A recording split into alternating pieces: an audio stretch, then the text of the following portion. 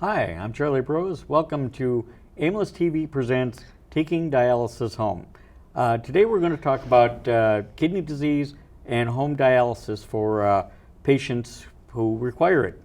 Some information first about kidney disease. There are about 500,000 people on dialysis in the United States of America. They're all due to something called end-stage renal disease or chronic kidney disease. There's 14% of the general population has some form of chronic kidney disease, and diabetes and high blood pressure are the primary cause of this. Over half of those people with chronic kidney disease have diabetes or cardiovascular disease. Today, to discuss this with me is a friend of mine, Nurse Maggie. She is a local home dialysis nurse, and welcome, Maggie. Thank you for coming in. Thanks, Charlie. So I have a few questions. We're going to kind of talk about what patients do or how they can get into doing home dialysis should they choose. When people reach the need for dialysis, explain the different types of treatments available to them. Okay. Most people just think of the in-center dialysis, where people come in 3 times a week and the staff performs their care. Okay. That's called hemodialysis, where the blood is actually removed from the body and run through a filter to clean it and then returned in a closed circuit. Okay, yeah, just to let them know, it's not like taking to the dry cleaner, you wait an hour and then bring it back. Right. It's just a continuous circuit. Okay. That type of dialysis is also available in the home. Okay. We have staff that'll train them and support them, technical staff, clinical staff. They still see their physician monthly, their dietitian, all the support staff that are available. Okay. We also have a type of dialysis called peritoneal. Okay. Peritoneal has a catheter in the abdomen that allows us to put the cleaning solution into the abdomen. The blood runs by it naturally through the membrane and the cleaning process takes place, and then we just drain the fluid back out again. Okay. And in the case of peritoneal dialysis, how long of a treatment process is that? Generally? Day to day. Okay. Okay. It's done every day. It's not as efficient as hemodialysis. By the same token, it's gentler than hemodialysis. Okay. So some people tolerate it much better.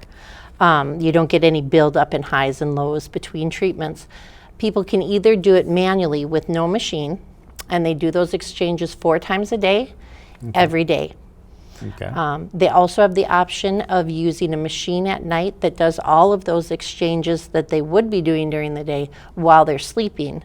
And when they get up in the morning, they can be done with their treatment. So if they do it overnight, it's one continuous process that cleans them up for the next day, so to speak. Correct. Okay. Correct. And we've kind of covered this. The types of treatments they can do in their home is the peritoneal dialysis and the hemodialysis. Yes. How long does it take to see someone on the peritoneal dialysis type? Okay, so with peritoneal dialysis, we always start with what we call continuous ambulatory peritoneal dialysis, or CAPD. That does not require a machine. It's done manually. It's all gravity flow. Okay. We train for that for a week, and we train at the same time all the concepts of clean versus sterile versus dirty, how to prevent an infection, how to recognize that you have an infection and what to do, how to control your fluid balance, things like that. Sure. So then we have people perform that treatment for a month because we want, if they move on to the nighttime treatment, if the power goes out or they want to go away for the weekend and they don't want to take their machine with them, they can go back to the manual. So we want them to really have it down. Okay, so they're learning 2 basic methods to do the treatment for different times that they want to do them. Yes. Okay. Yes. Then after they've been doing it for about a month, we can train them on the cycler, and most people train on the cycler within 3 to 4 days because all they're learning is the actual machine. Okay. They've already got all the other concepts down. So the machines are all really user-friendly. They tell you what to do. And there's touch screens, there's not a whole bunch of buttons, and there's tubings and things to connect, but they're all color-coded, and so just with repetition with the nurse training them for 3 or 4 days, most people go home at that point. So it's a very user-friendly type system. Yes. Either type of dialysis with the peritoneal, we like to perform the last day of training in the patient's home. Okay. Because it's one thing to do it in the clinic where we're all set up for that's what we do. Right. And it's a whole nother thing to take it into your home. So we want to be there to support them with their first treatment. Okay, so you go in the home and kind of observe more than anything else and make sure that, they're comfortable in doing it by themselves. Correct. Okay. You mentioned infection risk. What types of infections can be communicated or occur using peritoneal dialysis? There can be an infection at the exit site where the catheter leaves the body. Okay. That's an area that we teach them to clean every day and observe every day. Most patients wear a dressing over it to protect it. There are those who choose not to, and for various reasons. Maybe they react to adhesive, things like that. But we want them to secure that catheter one way or another because we don't want it moving around, wiggling around, and irritating their exit site. That can lead to an infection. And if it was to get tugged on, we want there to be an anchor that it tugs on that anchor and not at the exit site. Okay. Then there's a tunnel from the exit site to the abdomen that if your exit site got infected, it's possible for it to try and get down the tunnel. Okay. And the one we really look out for is peritonitis, and that would be actually introducing an organism that doesn't belong into the abdomen and getting an infection in there. So we teach how to avoid that, and we also teach how to recognize that it's happened. Okay. If it happens, we treat that by patients put antibiotics in their solution, their cleaning solution, instill it in the abdomen so it's right at the source. And so it can, have direct contact with the infection. Yes. Okay. So most of the time we can treat it at home as well. What about home hemodialysis? What kind of options exist for this process? There's a couple of options available right now.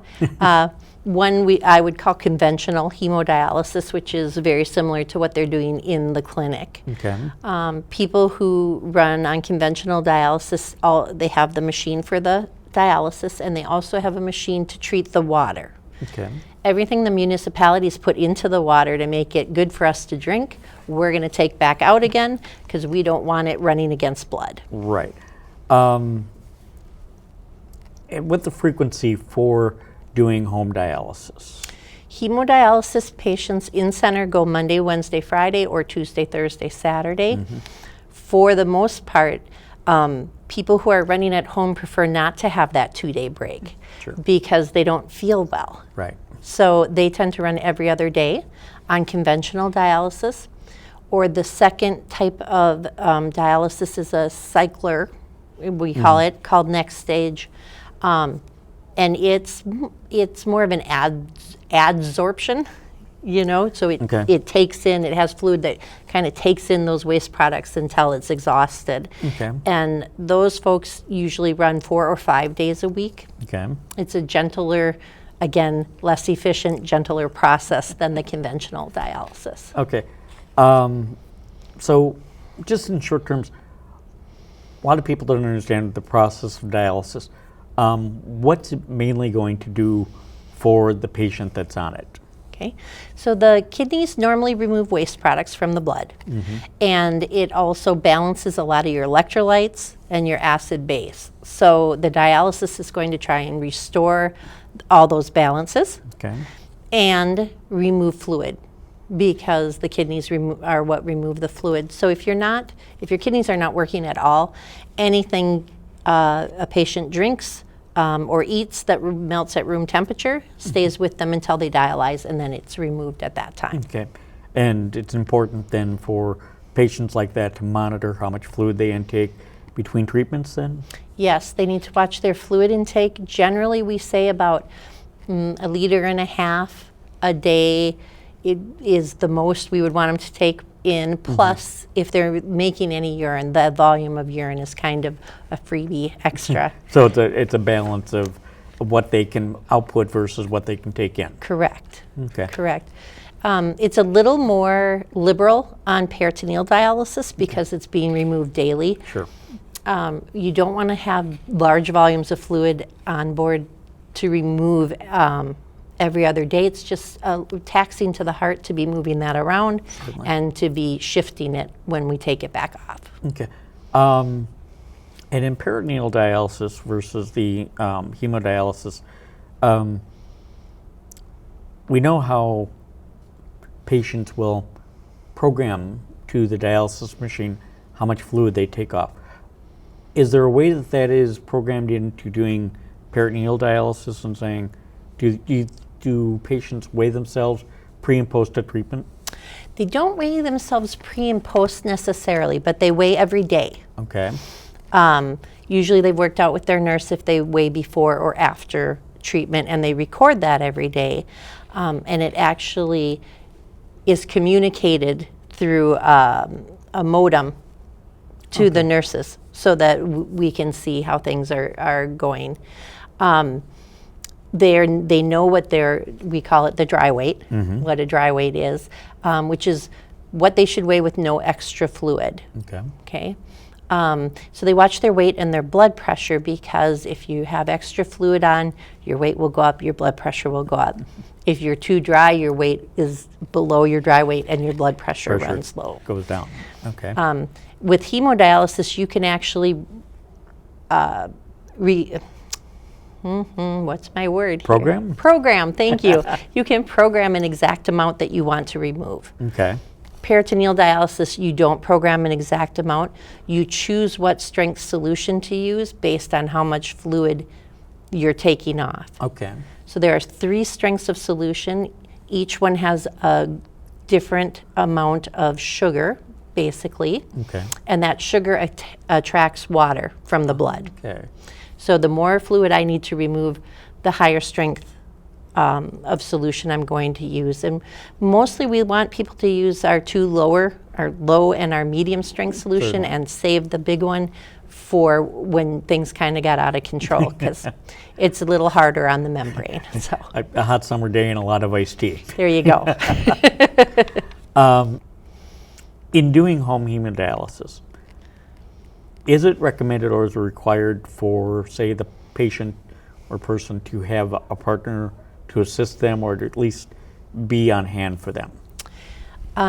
Things are changing with that. Okay. We always did require a partner, particularly with the conventional hemodialysis, because you're doing a lot in a short period of time. Certainly. So you're causing a lot of changes, and sometimes the body can, we can get ahead of it. You can have some situations where you need some help. Okay. So we wanted someone there. Now with the new cycler for hemodialysis, it's a gentler treatment, and so they are allowing solo runs with that now. Okay, so there's less chance of a reaction to, say, drawing fluid too quickly or overdrawing fluid in a cycler versus a traditional dialysis. Correct. Okay. Correct. And I can give you the answer for this, but it'd be better from you. What happens to a patient when they remove too much fluid or there's an issue during the run? So what normally happens is the blood pressure drops. So I always like to explain it if you kind of visualize the inside of a vessel, like the inside of a hose, and it's full of fluid. That's the only place we can get the fluid from. Is from the blood. So as it's removed from the blood, it needs to shift out of the tissues if you have swelling into the blood. And if we get ahead of it, so you're not shifting quickly enough, we empty that vessel. So the pressure is gone. Okay. So the blood pressure drops, and people can feel faint, and they can faint, actually. Okay. So Also, in regards to, say, muscle cramping, is that similar to what experiences if the vessel becomes dry too quickly, or what occurs when a patient experiences a cramp during a treatment? You know, there's different schools of thought on it, actually. Okay. I think there's, you know, the large volumes moving, yes, you can definitely see people having cramps more often, but it's also the movement of the solutes, the electrolytes, Okay. out of the muscle fibers and into the blood Okay. that can cause the cramping. Usually, though, we can relieve them with a little fluid added back to the blood, so that's really the way we lean. Yeah. But I have heard, you know, different schools of thought on it. Yeah, kind of a temporary imbalance, you would say, of the electrolytes that would cause the cramping. Yes. Is one of the thoughts. Yes, yes, because you know we remove the electrolytes and the water from the blood. The body then shifts them out of the tissue and into the blood, and so there's a lot going on. Right, in the That's process. not visible to the naked eye. Well, and it brings me to, I understand with cyclers, patients actually have an option of doing what would be considered nocturnal dialysis, which is a longer run, and it takes fluid at a slower pace. Yes. Is that also kind of assist in keeping the balances, the fluid shifts? Absolutely, absolutely. If we're removing, I like nice round numbers. Say 3 liters of fluid someone needs to remove in 3 hours. That's a liter an hour. If you remove it over 6 hours, that's half a liter an hour, and it's just easier on the body to keep up with everything. And even if patients it doesn't have a lot of fluid on in the evening, it's still a nice slow process to keep the electrolytes balanced and still flowing properly in the blood. That a good way to put it? Yes, that's a great way to put it. And actually, when I teach, I often will point that out. If somebody is at their dry weight, do they still need to dialyze? And yes. Yes, because that's only the fluid's only part of the process. Right, and and that's an important part for patients to understand, is that it's not just the fluid, it's the other toxins that your body absorbs between treatments. Correct. Correct. And there's no way to stop those from being created, you know. Okay. Yeah. And in doing the home hemodialysis treatment, how frequently well, you mentioned like the cyclers, it's 4 to 5 days a week, and the regular traditional is 3 to 4 days a week. Are there exceptions to these? Does it change on diagnosis or anything to that effect? Sometimes it'll change on how good of dialysis they're getting. We call it adequacy, and that's something that we watch. With hemodialysis, we look at it every single month. With peritoneal dialysis, I mean, we watch the lab results, but we have them collect fluids quarterly. Okay. And 24-hour urines and things to make sure that they're still getting an adequate treatment. Okay. So if they're not getting an adequate treatment, it'll be increased in some way. And some people choose to increase, with hemodialysis, their time each treatment. Okay. And some people would rather increase the frequency. All right. So along with the hemodialysis or the peritoneal dialysis, patients should adhere to certain diets and such too to help maintain their health. Can you kind of explain, what they should be doing in that case? Yes. So usually we recommend restricting potassium. Okay. Potassium is very picky. It wants to be in a certain window, and if it's too high or too low, it's irritating to the heart, and so it puts one at risk of heart attack. Okay. So that's a big one. Phosphorus, which is something that you get in your diet, needs to be kept to a minimum. A minimum, yeah. Okay. And then also medications are used to help the body get rid of phosphorus because we don't dialyze it very well. No, but there are pills to medications that are both oral and chewable type things. When it comes to the potassium, I know what are the basic foods that people should stay away from? Citrus fruits, Okay. potatoes, tomatoes. Those are the ones where I say potatoes, tomatoes, oranges, those types of things. Chocolate. You're taking half my diet here. I know. But my dietitians that I work with, I shouldn't say the dietitians always say everything in moderation. It doesn't mean you Right. can't have it. It means you can only have some. Right. And yeah. Everything, even in any regular diet, moderation is Should the key. be, yes. And when it comes to phosphorus, colas obviously are a bad thing. Yes, any dark colored soda Okay. is full of phosphorus. And are there any, what kind of foods are the worst for phosphorus, though? Dairy products are Okay. full of phosphorus, the dark colas, like you said. And then it's interesting because most diets you hear, eat whole grains, you have lots of fiber. We want you to eat white bread, white rice.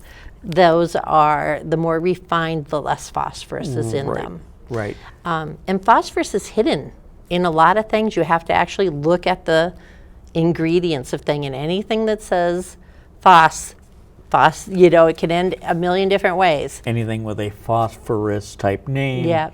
is something to be concerned about. Yes. Okay. Yes. They even inject meats with them to keep things fresh. Yeah. What about protein intake?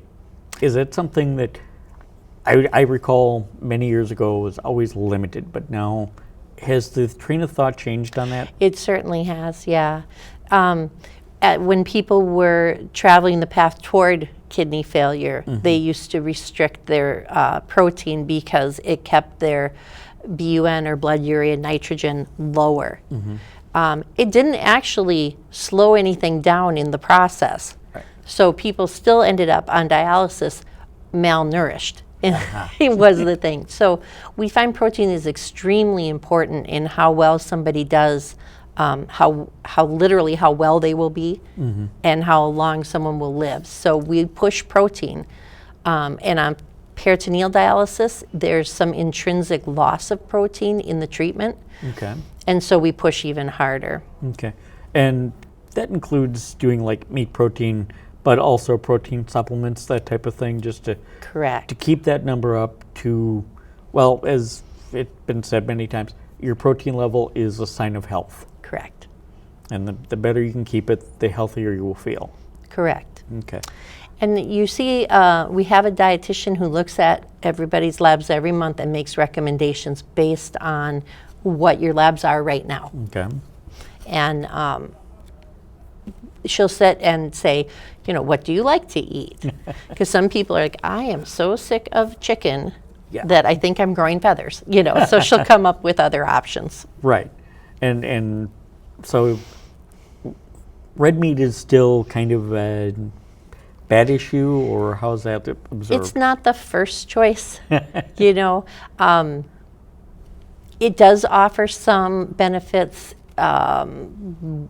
with blood hemoglobin, Okay.